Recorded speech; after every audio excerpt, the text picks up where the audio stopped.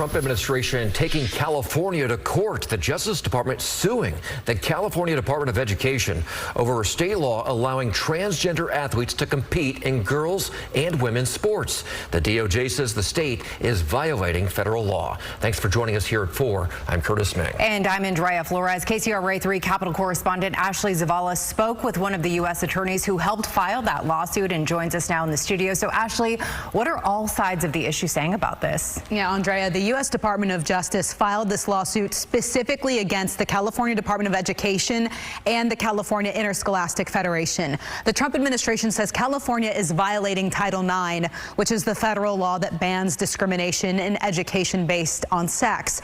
U.S. attorneys are asking a federal court to specifically block the state law that allows trans athletes to compete in girls and women's sports. They're also asking the court to establish a process that allows female athletes to be compensated if they had opportunities taken away from them because of this law. The introduction of the lawsuit immediately quotes comments Governor Gavin Newsom made earlier this spring on his podcast on the issue. U.S. attorneys wrote, quote, "In the words of the governor of California, it is deeply unfair for girls to compete against boys." The California Department of Education, I should say, is not commenting. The governor's office noted this lawsuit was not filed against Governor Gavin Newsom, but separate branches of state government from him. Here's how U.S. Attorney Bill Essayli is responding to that. He's the governor, and the buck stops with him. He's not a spectator. He's not a podcaster. He's the governor of the state of California, and so he can issue an executive order. He can issue guidance. He could make his position public that the assembly bill on point is in violation of federal law and that schools and CIF should not comply. He has a say in our system of government. He can also, as you know, Ashley, he can compel the legislature to act.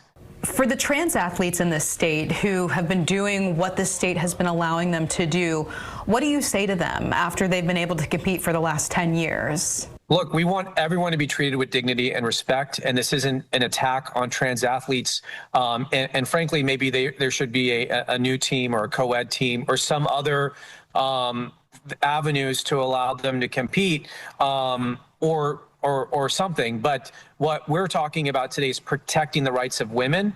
But we're not anti-trans. We're not against the trans kids, and we want them to have as much dignity and respect as the girls do as well.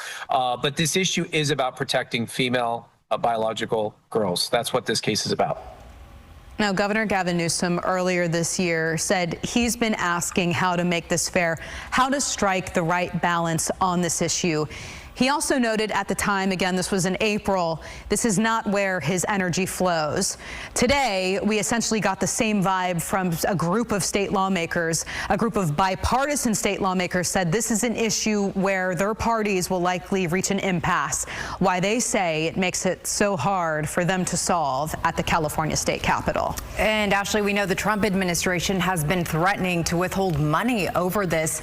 Do we have any idea of how much money we're talking here? So far, this fiscal year, the federal government has earmarked $44.3 billion for the California Department of Education. There's about $3.8 billion of that left, which the Trump administration is threatening to withhold at this point with all of this going on. All right, Ashley, thank you so much for the update.